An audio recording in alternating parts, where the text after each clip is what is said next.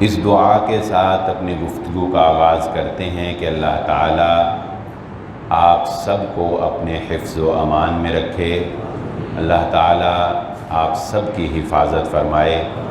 جو ہمارے بھائی اس بیماری میں مبتلا ہیں، اللہ تعالیٰ ان کو صحت اور تندرستی عطا فرما دے، اور جن کی موت اس کے ساتھ لکھی جا چکی تھی وہ اپنے رب سے جا ملے، اللہ تعالیٰ اس تکلیف کے برداشت کرنے کو ہی ان کے لیے ذریعہ نجات بنا کر انہیں جنت میں داخلہ عطا فرما دے۔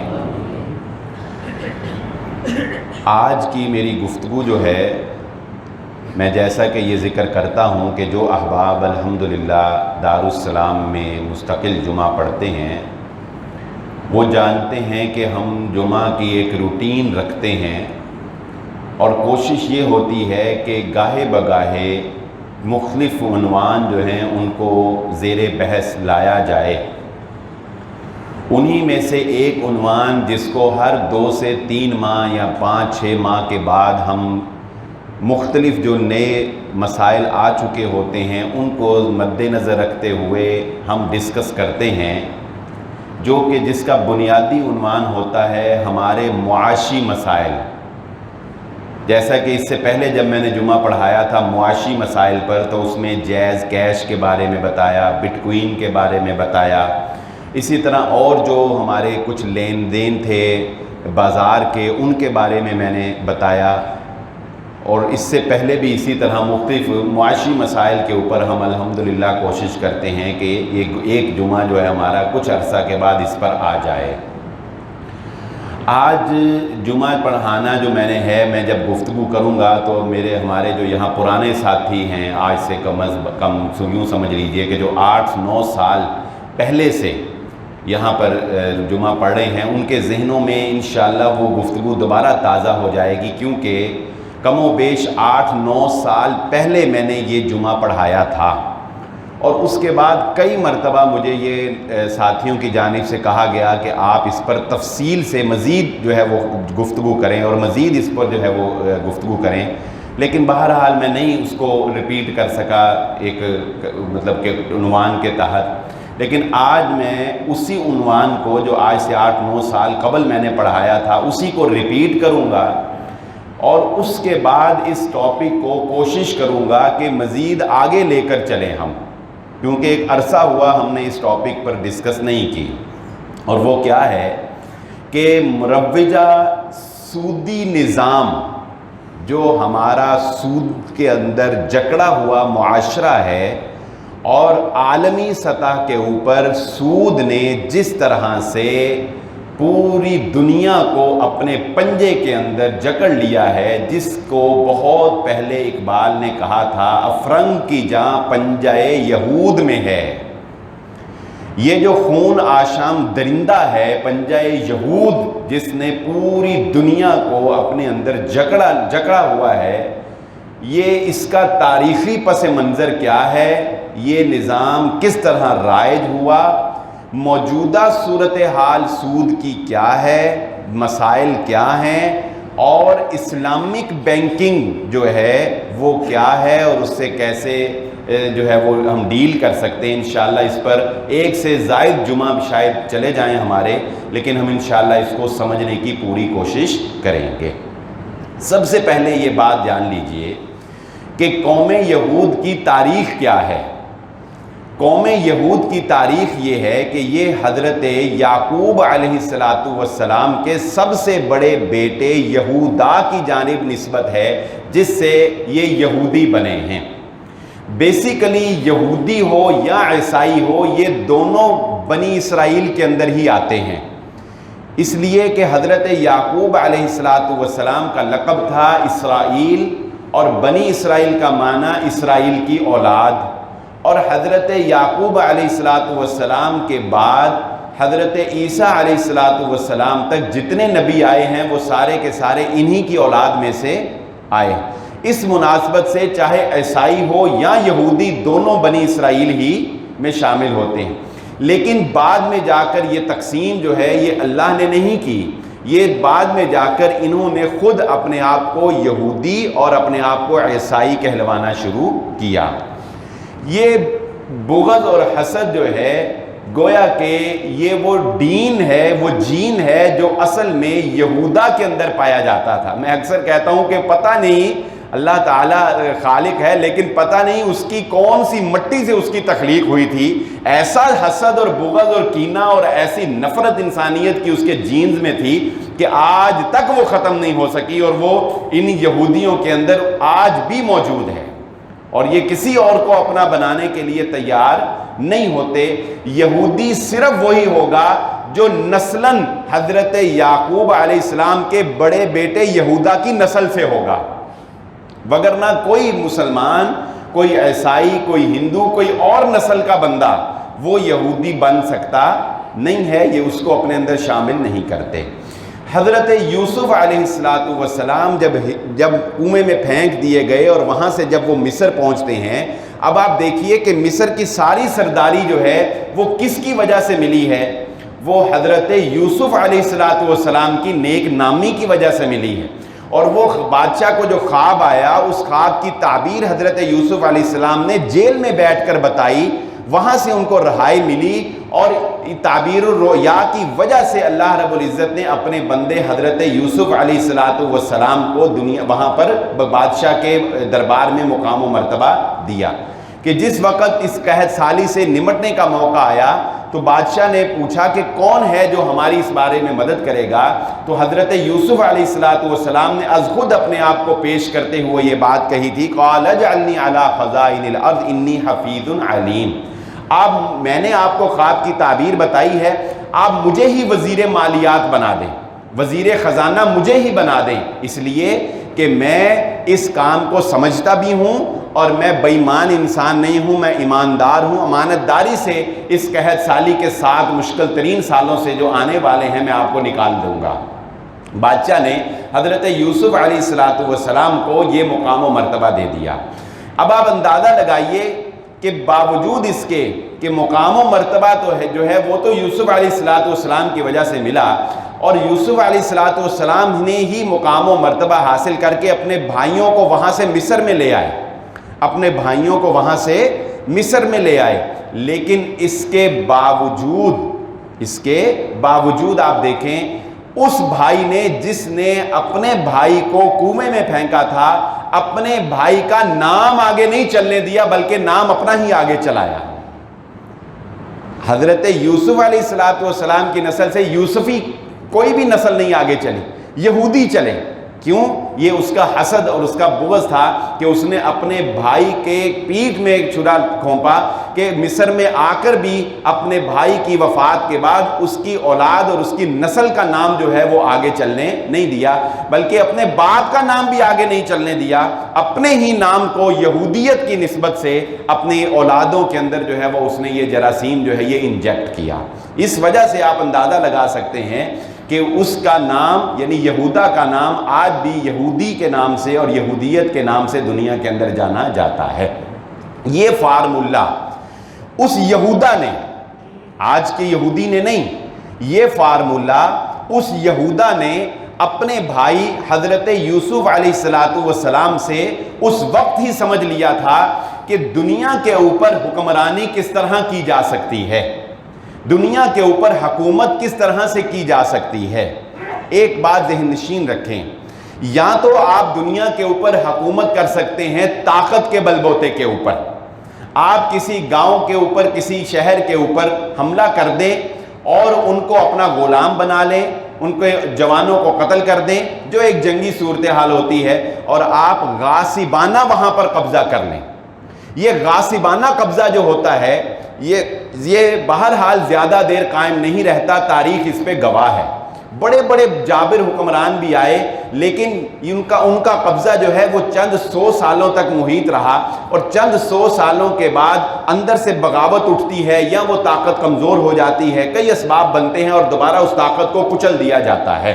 فرعونی آئے، شداد آیا، ذوالقرنین آئے، سکندر اعظم آیا، سائرس آئے، کتنے آئے، ٹھیک ہے، نمرود جیسی سلطنتیں بھی آئیں، لیکن وہ قائم نہیں رہ سکیں، وہ نیست و نابود ہوئیں۔ اب دوسرا فارمولہ یہ سمجھیے، اگر آپ کسی گاؤں کے اوپر، میں ایک گاؤں کی مثال اس لیے دے رہا ہوں کہ اب دنیا کو بھی ایک گلوبل ولیج کہتے ہیں نا، یہ گلوبل ولیج کا فارمولہ کس طرح سے اپلائی ہوتا ہے. آپ دیکھیں مثال کے طور پہ ایک گاؤں ہے، مثلا جٹ برادری کا گاؤں ہے، ٹھیک ہے، ایک جٹ برادری ہے. اس جٹ برادری میں ایک کسی اور برادری کا، ایک جٹ برادری میں ایک کسی اور برادری کا بندہ جو ہے وہ بہت زیادہ نیک ہے، بہت زیادہ قابل ہے، بہت اچھا انسان ہے. اس گاؤں کے اوپر کوئی مصیبت آ جاتی ہے، وہ بندہ ان کو اس مصیبت سے نکال بھی لیتا ہے، وہ بندہ ان کو اس مصیبت سے نکال بھی لیتا ہے. اس کا نتیجہ کیا ہوتا ہے؟ وہ سارے گاؤں والے اس کی رسپیکٹ کرتے ہیں، اس کے پاس جاتے ہیں، اس سے مشورہ لیتے ہیں، اس کو نظر و نیاز کرتے ہیں، اس کو سر پہ بٹھاتے ہیں. وہ سارا کچھ کرنے کے لیے تیار ہیں، مگر وہ کبھی بھی اس انسان کو جو غیر برادری کا ہے اپنے گاؤں کا چودھری ماننے کے لیے تیار نہیں ہوں گے. اس کی عزت کریں گے، رسپیکٹ کریں گے، اس کے پاؤں چومیں گے، اس کو نظر و نیاز کریں گے، مگر یہ کہیں کہ یہ ہمارا چودھری ہے، یہ کبھی بھی جٹ ماننے کے لیے تیار نہیں. چودھری کون ہوگا؟ جو جٹ ہوگا. ہمیشہ وہ چودھری جٹ کو ہی بنائیں گے، چاہے وہ ان پڑھ ہو، چاہے وہ جاہل ہو، چاہے وہ جیسا. یہ ایک انسانی فطرت ہے، یہ ایک انسانی فطرت ہے، یہ ایک برادری کا سسٹم ہے جو اللہ رب العزت نے قرآن مجید میں بھی فرمایا کہ وَجَعَلْنَاكُمْ شُعُوبًا وَقَبَائِلَ لِتَعَارَفُوا، ہم نے تمہاری پہچان ان قبائل اور ان شاخوں سے بنائی ہے. یہ کوئی انکار ہی نہیں کیا جا سکتا اس بات سے. اچھا، اب یہ فارمولہ ان کو، یہودا کو اس وقت سمجھ آ گیا تھا کہ ہم کبھی بھی قبطیوں کے اوپر یعنی مصر کے اوپر بادشاہ نہیں بن سکتے. مصریوں نے بادشاہ قبطی ہی رکھا، مصریوں نے بادشاہ، حضرت یوسف علیہ السلام کو انہوں نے بادشاہ نہیں بنایا. بادشاہ کون تھا؟ وہ قبطی النسل، ان کی نسل کا ایک انسان تھا. لیکن حضرت یوسف علیہ السلام وزیر مالیات بنے. اب حکم کس کا چلتا ہے؟ بادشاہ قبطی ہے، لیکن خزائن کے اوپر چونکہ کنٹرول حضرت یوسف علیہ السلام کا ہے، لہذا اصل کنٹرول کس کا ہے؟ اصل کنٹرول بادشاہ کا نہیں ہے، بلکہ اصل کنٹرول یہودا نے اسی وقت دیکھ لیا، اصل کنٹرول تو میرے بھائی یوسف کے پاس ہے. اس لیے کہ جب بھائی غلہ لینے کے لیے آتے ہیں تو ان کو غلہ دینے کی جو پرمیشن ہے اس کے پیپر کے اوپر سگنیچر بادشاہ کے نہیں ہوتے بلکہ ان کے بھائی یوسف کے ہوتے ہیں. لوگ غلہ لینے کے لیے آ رہے ہیں، اپنی ضرورت پوری کرنے کے لیے آ رہے ہیں، لوگوں کی زمینوں پر ان کو ہل چلانے کی اجازت دی جا رہی ہے، کاشت کرنے کی اجازت دی جا رہی ہے. یہ سارا سسٹم کون مینیج کر رہا ہے؟ بادشاہ کو تو خبر ہی نہیں ہے. یہ سارا سسٹم جو ہے یہ مینیج کرنے والا کوئی اور نہیں، یہودا کا بھائی حضرت یوسف علیہ السلام ہے. اس نے اس وقت اس فارمولے کو سمجھ لیا اور اپنی نسلوں کے اندر اس کو پینٹریٹ کر دیا. یہ بات جو اب میں بیان کرنے لگا ہوں یہ ہے اس سارے واقعے کی جو میں نے ابھی تک بیان کیا، لب لباب اور خلاصہ، کہ اس نے اپنی اولاد کو یہ بات سمجھا دی کہ بیٹا اگر دنیا کے اوپر حکمرانی کرنا چاہتے ہو، لوگ تمہیں اپنا بادشاہ نہیں بنائیں گے کیونکہ تم ان کی نسل سے نہیں ہوگے. اگر تم دنیا کے اوپر اپنا تسلط دیر تک قائم رکھنا چاہتے ہو تو تمہیں لوگوں کی وزیر مالیات کے عہدے کو سنبھالنا پڑے گا.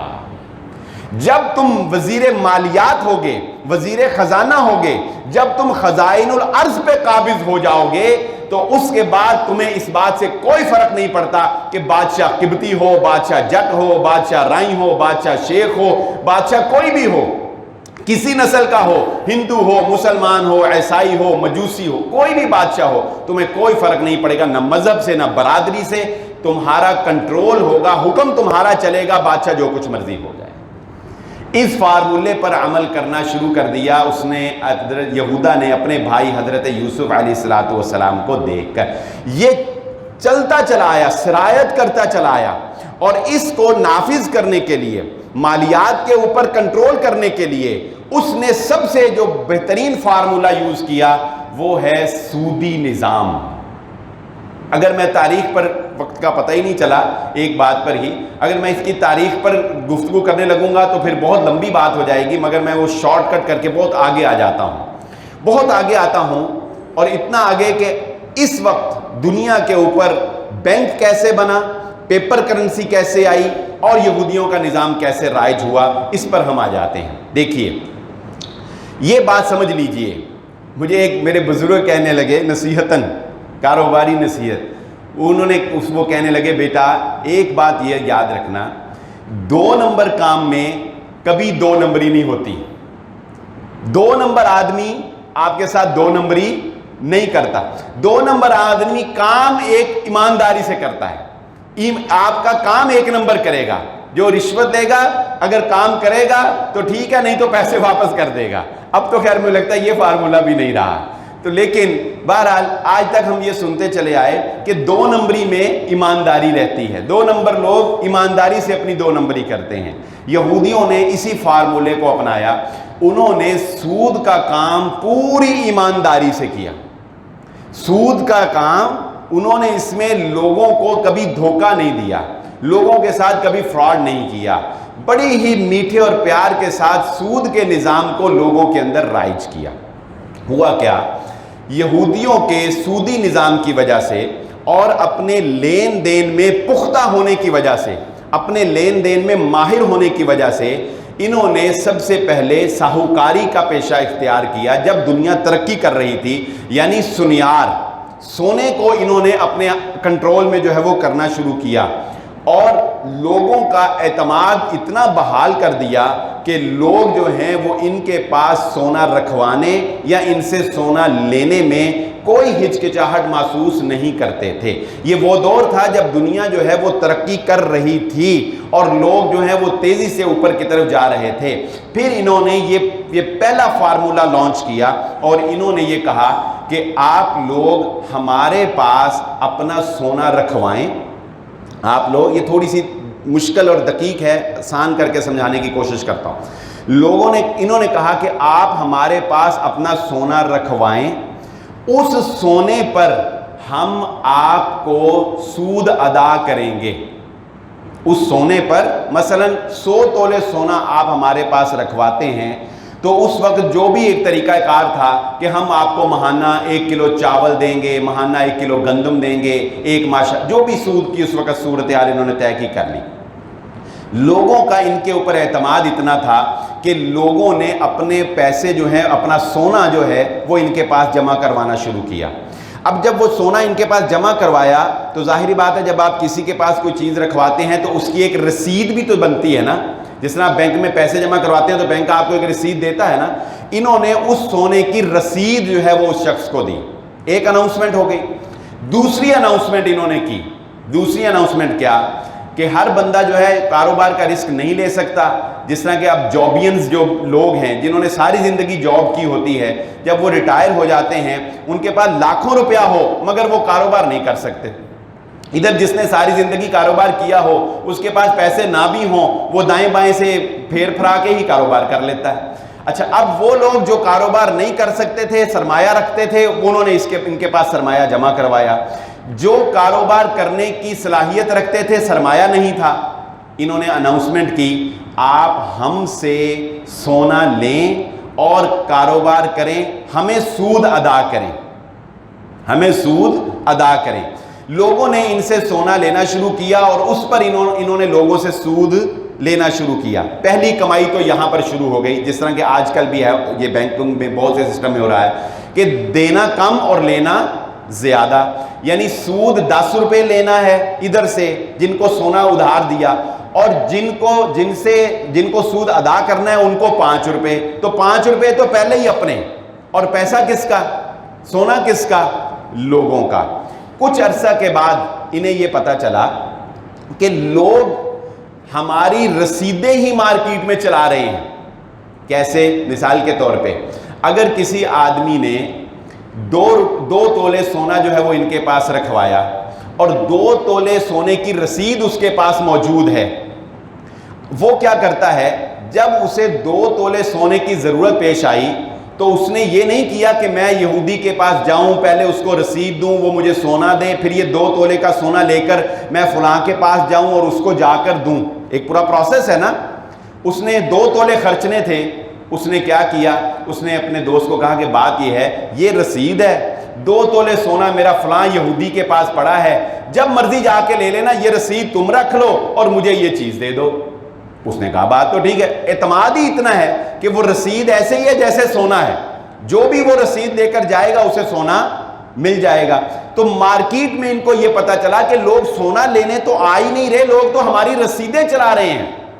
फिर इन्होंने अगला लोगों के साथ झांसा क्या दिया कि लोगों को से सोना भी, जो सूद पे सोना दिया था लोगों को, वो भी वापस लेना शुरू किया। लोगों को कहा वो सोना भी वापस, वो सोना उनसे वापस लेकर उनको रसीदें जारी करना शुरू कर दी, जाली रसीदें, झूठी रसीदें, क्योंकि सोना तो पहले ही इनके पास पड़ा है, लोग लेने ही नहीं आ रहे, मार्केट में रसीदें चल रही हैं। ये रसीदें इतनी पुख्ता हो गई, लोगों के अंदर इतनी राइज हो गई कि फिर इन्होंने ये डिमांड की कि इन रसीदों को नोट की शक्ल दे दी जाए, और हुकूमत जो है, अमेरिका की हुकूमत, इंग्लैंड की हुकूमत मजबूर हो गई यहूदियों के आगे नोट छापने के ऊपर, और फिर ये रसीदें जो हैं, इन रसीदों ने नोट की शक्ल इख्तियार कर ली, जो आज हमारे हाथों में चल रहा होता है। अब आपको नोट की हकीकत भी समझ आ गई होगी। हामले हाजा को नोट के ऊपर लिखा होता है, हामले हाजा को मुतालबा पर अदा करेगा। वो हामले हाजा को मुतालबा पर क्या अदा करेगा? वो जो पीछे सोना पड़ा हुआ है, वो हुकूमत जब नोट छापती है तो आपको कहती है कि इसके पीछे हमारे पास सोना पड़ा है, चांदी पड़ी है। अब फिर उसको और इन्होंने बढ़ा दिया, सासे पड़े हैं, फिर इन्होंने डॉलर को उसके ऊपर बेस कर लिया, डॉलर पड़े हैं, ऑयल पड़ा है, ये सारा कुछ। असल में नोट क्या है? असल में नोट यहूदी की वो जारी करदा रसीद है जो उसने लोगों का सोना अपने पास रख के लोगों को जारी की। एक निजाम, एक तरीके से लोगों को जकड़ लिया। दूसरी चीज आइए, शॉर्टली आगे चलते हैं।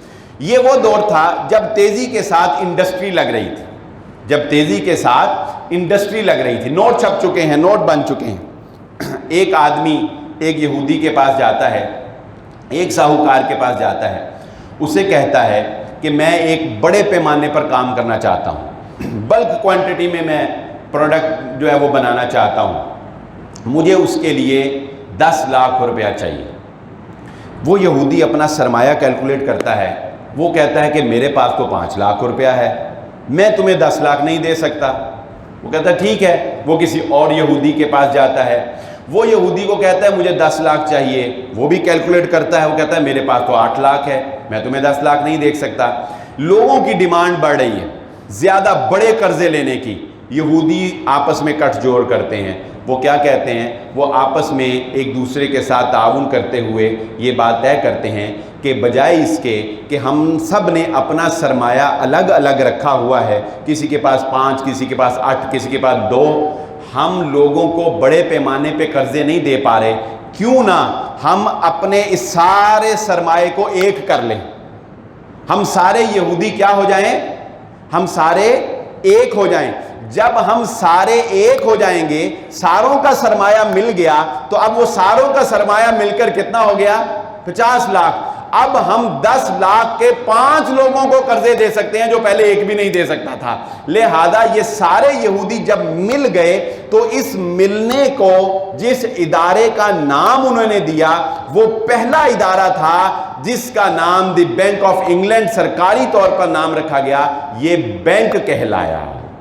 यहूदियों का आपस में मिलकर लोगों को बड़े पैमाने के ऊपर कर्जा देने का स्कीम, कर्जा देने का सोचना, ये बेसिकली वो बैंक है कि जिससे बैंक जो है वो वजूद में आया। और आज हम जो देखते हैं कि ये बैंक जो बड़े पैमाने के ऊपर कर्जा जारी कर रहा है, जो बड़े पैमाने के ऊपर लोगों को जो है वो कर्जा दे रहा है, ये दरअसल वो यहूदियों का आपस में गठजोड़ है। और यहूदी को इस बात का खतरा नहीं है कि कोई यहूदी उसके पैसे मार लेगा या कोई यहूदी जो है वो उसके साथ दगा कर लेगा। ये तो थी चंद एक तारीखी हकायक और चंद एक तारीखी पस मंज़र इस हवाले से जो मैंने आपके सामने गोशगुजार किए कि किस तरह से ये पेपर करेंसी वजूद में आई, किस तरह से सूदी निज़ाम जो है वो राइज हुआ और किस तरह से बैंक जो है वो वजूद में आया। इससे अगला स्टेप भी अब आप देख लीजिए। ये इतने जालिम लोग हैं, इनके अंदर तरस नाम की कोई चीज़ नहीं है, याद रख लीजिए। रहम नाम की कोई चीज़ नहीं। اس وقت دنیا کے اوپر، اس پر بھی آپ سرچ کر کے دیکھیں، اور جا کے گوگل پر ہر چیز جو ہے وہ موجود ہے، مل جاتی ہے، آپ گوگل پر سرچ کریں۔ حالات کو جس طرف لے کر یہ جانا چاہتے ہیں، اللہ تعالی ہم سب کی حفاظت فرمائے، حالات کو جس طرف یہ لے کر جانا چاہتے ہیں۔ پہلا فارمولہ تھا حضرت یوسف علیہ السلام سے جو انہوں نے سیکھا اور جس پر میں نے آپ کے سامنے روشنی ڈال دی۔ دوسرا فارمولہ جس نے حضرت یوسف علیہ السلام کو اوپر کیا، جس نے حضرت یوسف علیہ السلام کو مصر میں مقام و مرتبہ دیا، وہ دوسری وجہ کیا بنی تھی؟ پہلی وجہ تو ہم نے پڑھ لی، سمجھ لی کہ خزائن الارض پر مامور ہو جانا، ٹھیک ہے۔ دوسری وجہ کیا تھی؟ دوسری وجہ حضرت یوسف علیہ السلام کی اس وقت مصر میں مقام و مرتبہ پا لینے کی، وہ تھی مصریوں کا قحط سالی کے اندر مبتلا ہو جانا۔ مصریوں کا، بلکہ مصر کا ہی نہیں، ارد گرد کے بہت بڑے علاقے کا قحط سالی کے اندر مبتلا ہو جانا، اور قحط سالی کے بعد اناج کا صرف اور صرف حضرت یوسف علیہ السلام کے پاس موجود ہونا، حضرت یوسف علیہ السلام کے سگنیچر سے اناج ملنا، یہ سب سے بڑی پاور، سب سے بڑی طاقت تھی جو حضرت یوسف علیہ السلام کے پاس تھی۔ لیکن انہوں نے اس طاقت کو انسانیت کی فلاح، انسانیت کی خدمت اور انسانیت کی بقا اور زندگی کے لیے استعمال کیا۔ اب یہ دوسرے فارمولے کے اوپر عمل درآمد کرنے جا رہے ہیں، اور دنیا کے اندر نمبر 1 وہ ایسے بیج متعارف کروا رہے ہیں کہ جن کی پیداوار ان کی مرضی کے مطابق ہوگی، جتنی وہ پیداوار چاہیں گے اتنی ہوگی، جب چاہیں گے اس کو ڈیڈ کرنے کی صلاحیت جو ہے وہ ان کے پاس موجود ہوگی۔ پہلا فارمولہ دنیا کے اندر اپنے بیج کو لانچ کرنا۔ نمبر 2، دنیا کے اندر آرٹیفیشل طریقے سے، مصنوعی طریقے سے قحط سالی کو برپا کروانا۔ یہ قحط سالی ملکوں میں جنگیں کروا کر، ملکوں میں فرقہ وارانہ تعصب کو پھیلا کر، ملکوں کو سودی نظام کے ذریعے سے جکڑ کر، کسان کو لاغر اور مجبور کر کے، ہر طرح سے جو کچھ بھی یہ کر سکتے ہیں وہ کر کے، دوسرا فارمولہ دنیا کے اوپر وہ یہ اپلائی کرنا چاہتے ہیں کہ دنیا کو ہم ایک مصنوعی قحط سالی کے اندر مبتلا کر دیں۔ تیسری بات جس سے آپ کو ان ساری باتوں کی نشاندہی مل جائے گی، آپ گوگل پر جائیں، موبائل ہر بندے کے ہاتھ میں اینڈرائڈ سیٹ، آپ گوگل پر جائیں اور اس پر لکھیں 5 بگ فوڈ کارٹلز، جو کہ اب شاید 7 یا اس سے بھی زیادہ بن چکے ہوں، لیکن اگر آپ لکھیں گے 7 فوڈ کارٹلز یا 5 فوڈ کارٹلز، تو آپ کے سامنے ایک پورا گوگل کھول کے نقشہ رکھے گا، اور وہ کیا؟ وہ بتائے گا کہ دنیا کے اوپر یہودیوں کے جو زائنزم ہے، ان کی خاص تحریک ہے، اس کے تحت، جسے ہم صہیونی تحریک کہتے ہیں، اس کے تحت دنیا میں 5 سے 7 بڑے بڑے پیمانے کے اوپر غلے کو سٹور کرنے کے لیے گودام بنائے گئے ہیں۔ اتنے بڑے پیمانے کے اوپر وہ گودام بنائے گئے ہیں جہاں پر اناج کو سٹور کیا جا سکتا ہے، اور اب تو انسان بہت ترقی کر گیا، جہاں پر اناج کو سٹور کیا، اتنے بڑے پیمانے کے اوپر اناج کو سٹور کیا جا سکتا ہے کہ شہروں کو، ملکوں کو آپ سالوں تک جو ہے وہ اناج فراہم کر سکتے ہیں۔ یہ 7 بڑے فوڈ کارٹلز کس نے بنائے ہیں؟ یہ ان یہودی ملٹی نیشنل کمپنیز نے بنائے ہیں جو دنیا کے اوپر مصنوعی طریقے سے قحط سالی کو نافذ کرنا چاہتے ہیں۔ اور فیوچر پلان کیا ہے؟ اور یہ دیکھیں تو صحیح نا، یہ جو باتیں میں نے آپ کے سامنے بیان کی ہیں، یہ کوئی 1-2 دن میں کام ہو گئے ہیں؟ یہ کوئی 1-2 سالوں میں ہو گئے ہیں؟ بتائیں، یہ صدیاں لگی ہیں، صدیاں۔ کہاں حضرت یوسف علیہ السلام کا دور، ہمارے نبی محمد صلی اللہ علیہ وآلہ وسلم کے دور گزرے بھی 1400 سال ہو گئے، اس سے بھی آپ پیچھے چلے جائیے، یعنی کوئی 3500 سال سے لگے ہیں، اور آج آ کر دنیا کے اوپر تسلط قائم کر لیا. اور یہ آج میں آپ کو بتا رہا ہوں، کوئی ڈھکی چھپی بات نہیں ہے کہ ایک وقت وہ ایسا لانا چاہتے ہیں کہ دنیا کے اوپر قحط برپا ہوگا، اور دوسرا فارمولہ حضرت یوسف علیہ السلام کے دور کا اپلائی ہوگا کہ جب دنیا کے اوپر قحط آئے گا تو سارے کا سارا جو محفوظ غلہ ہوگا وہ ان کے فوڈ کارٹل سٹوریج کے اندر موجود ہوگا. اس وقت اصل میں یہ اناؤنسمنٹ ہوگی کہ آج کے بعد دنیا میں پیپر کرنسی ختم. آج یہ پلاننگ ہے. آج کے بعد دنیا میں کریڈٹ کارڈ ختم. آج کے بعد دنیا میں ڈیبٹ کارڈ ختم. آج کے بعد ہم جو لین دین کریں گے وہ قدرتی نظام کے تحت یا سونے میں کریں گے یا چاندی میں کریں گے یا جو اناج جو چیزیں ہوتی ہیں جس طرح کے پہلے لوگ کرتے تھے ان میں کریں گے. یہ اناؤنسمنٹ کر دی. اچھا یہ اناؤنسمنٹ ہوئی، لوگوں کے پاس کیا رہ گیا بتائیں؟ کچھ بھی نہیں. لوگ تو خالی ہاتھ ہو گئے. کروڑوں روپیہ اپنے بینک میں رکھنے والا شخص خالی ہاتھ، اور بھوک سے لوگ مر رہے ہوں گے. فلہذا یہ لوگوں کو کہیں گے کہ اب آؤ ہمارے نیچے، اب اگر تمہیں اناج چاہیے، اب اگر تمہیں غلہ چاہیے تو آؤ اس دجالی پیڈ کے اوپر سگنیچر کرو. اس دجال کو اپنا خدا مانو. یہ آپ کا ایمان لیں گے، انہیں اور کچھ نہیں چاہیے. انہوں نے آپ سے ٹانگیں نہیں دبوانی، انہوں نے آپ سے آپ کا ایمان لینا ہے. اس کی دلیل محمد الرسول اللہ صلی اللہ علیہ وآلہ وسلم نے ارشاد فرمایا. اللہ کے نبی صلی اللہ علیہ وآلہ وسلم نے ارشاد فرمایا جب تمہیں اس بات کی خبر، یہ تو ہم جانتے ہی ہیں نا کہ 70,000 یہودی دجال کے اوپر ایمان لائیں گے. 70,000 یہودی دجال کے اوپر ایمان لائیں گے، اور بیسیکلی وہ انتظار بھی دجال کا ہی کر رہے ہیں، اور یہ ساری پلاننگ دجال کے لیے ہی کی جا رہی ہے. اللہ کے نبی صلی اللہ علیہ وسلم فرماتے ہیں، بہت پہلے ہمیں اللہ کے نبی صلی اللہ علیہ وسلم نے اس کی خبر دے دی. اللہ کے نبی صلی اللہ علیہ وسلم فرماتے ہیں تم میں سے اگر کسی کو اس بات کا علم ہو جائے کہ دجال کا خروج ہو چکا ہے تو اپنا ایمان آزمانے کے لیے اس کے سامنے جا کے کھڑے نہ ہو جاؤ کہ بھی میں تجھے دیکھ لیتا ہوں، میں تجھے جانتا ہوں، تو دجال ہے. نبی صلی اللہ علیہ وسلم نے فرمایا اس کوشش کرو کہ اس سے دور ہو جاؤ. کوشش کرو کہ تمہارا اس کے ساتھ مقابلہ، تمہاری اس کے ساتھ ملاقات، تمہارا اس کے ساتھ ٹاکرا نہ ہو. کیوں؟ اس لیے کہ اللہ کے نبی صلی اللہ علیہ وآلہ وسلم فرماتے ہیں اس کے پاس ایسی طاقت ہوگی اس وقت، ایسی مصنوعی طاقت، ایسی شعبدہ بازی ہوگی اس کے پاس کہ بڑے بڑے ایمان والوں کا ایمان بھی سلپ کر جائے گا. کیا ہوگا؟ اللہ کے نبی صلی اللہ علیہ وآلہ وسلم نے فرمایا اس کے پاس روٹیوں کا پہاڑ ہوگا. روٹیوں کا پہاڑ ہوگا. اب اس وقت یہ روٹیوں کا پہاڑ کہنا، اس کا مقصد کیا ہے؟ مقصد اناج کا کنٹرول دجال کے ہاتھ میں ہوگا.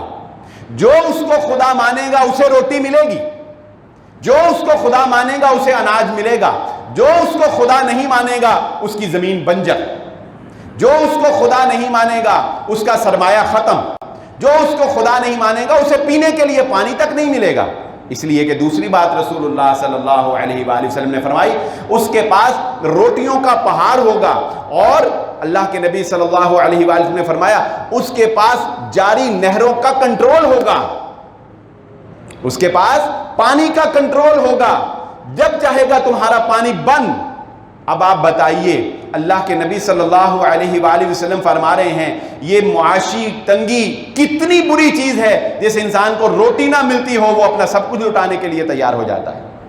جس انسان کو پانی نہ ملتا ہو، اور اس کے مقابل یعنی جو دجال کو نہیں مانتا اس کا سب کچھ غرق، اس کا سب کچھ ختم، اور جو مان لیتا ہے اس کے تو وارے نیارے ہو گئے.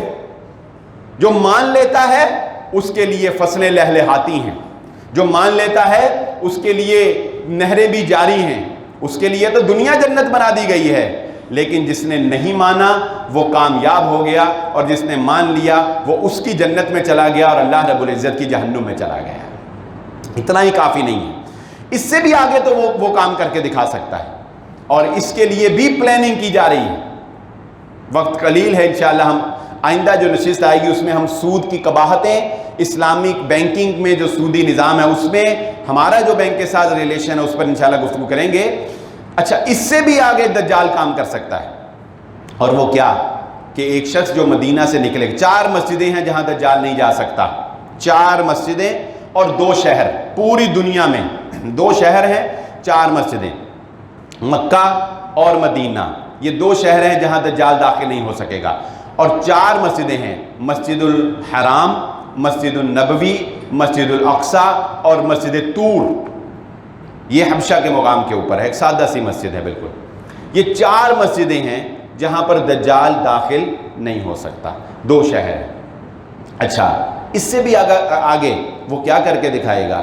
ایک شخص اس سے پوچھے گا کہ مجھے پتا ہے کہ تم دجال ہو، وہ کہے گا اچھا اگر میں تیرے سامنے ایک بندہ ماروں اور مار کر اسے زندہ کر دوں، کیا پھر تو مان لے گا کہ میں خدا ہوں؟ بیسیکلی اس نے اپنے آپ کو خدا منوانا ہے، اور اس نے یہ نہیں منوانا کہ میں دجال ہوں۔ اپنے آپ کو دجال منوا کے کون سا تیر مارا بھائی؟ اپنے آپ کو خدا منوانا ہے۔ رسول اللہ صلی اللہ علیہ وآلہ وسلم نے فرمایا ہے مسلمانوں یاد رکھو دجال وہ پھسی ہوئی آنکھ والا، بعض تصاویر میں آپ دیکھتے ہیں کہ آنکھ درمیان میں بنائی ہوئی ہوتی ہے، نہیں، وہ ایک آنکھ والا نہیں ہوگا، وہ کانا دجال ہے۔ اللہ کے نبی صلی اللہ علیہ وسلم فرمایا اس کی ایک آنکھ جو ہے وہ بنٹے کی طرح، پتھر کی طرح نظر آتی ہے، پھسی ہوئی آنکھ والا۔ تمہارا رب کسی عیب والا نہیں ہے، تمہارا رب ہر عیب سے پاک ہے۔ وہ تمہارا رب نہیں ہے، وہ تمہارا خدا نہیں ہو سکتا، وہ پھسی ہوئی آنکھ والا ہوگا۔ کہے گا اس کو مار دیتا ہوں، مار کے زندہ کر دیتا ہوں، بتا مانے گا میں خدا ہوں؟ وہ کہے گا مانتا ہوں، پکا مومن ہوگا، کوئی پکا بابی سمجھ جائے گا فوراً، وہ کہے گا چل کر کے دکھا۔ دجال کہے گا اچھا چل ٹھیک ہے۔ وہ دجال جو ہے اس کے سامنے ایک بندے کو مارے گا، مار کے زندہ کرے گا۔ اب یہ کتنا بڑا دجل ہے بتائیں، کتنا بڑا فریب، حالانکہ حقیقت نہیں ہوگی، حقیقت تو اللہ رب العزت کے اختیار میں ہے۔ مومن ہیں، ہم جانتے ہیں کہ اللہ ہے جس کو چاہتا ہے زندگی دیتا ہے اور جس کو چاہتا ہے موت دیتا ہے، لیکن دجل اتنا ہوگا، آنکھوں کا فریب اتنا ہوگا۔ بھئی آنکھوں سے اگر رسیاں سانپ نظر آ سکتی ہیں تو بندہ مر کے زندہ ہوتا بھی تو نظر آ سکتا ہے نا۔ آنکھوں سے اگر رسیاں سانپ نظر آ سکتی تو نظر آئے گا، تو وہ بندہ پھر کیا کہے گا؟ وہ کہے گا پہلے تو مجھے کوئی شک ہو سکتا تھا کہ تو دجال ہو کہ نہ ہو، اب مجھے یقین ہو گیا کہ تو ہی دجال ہے۔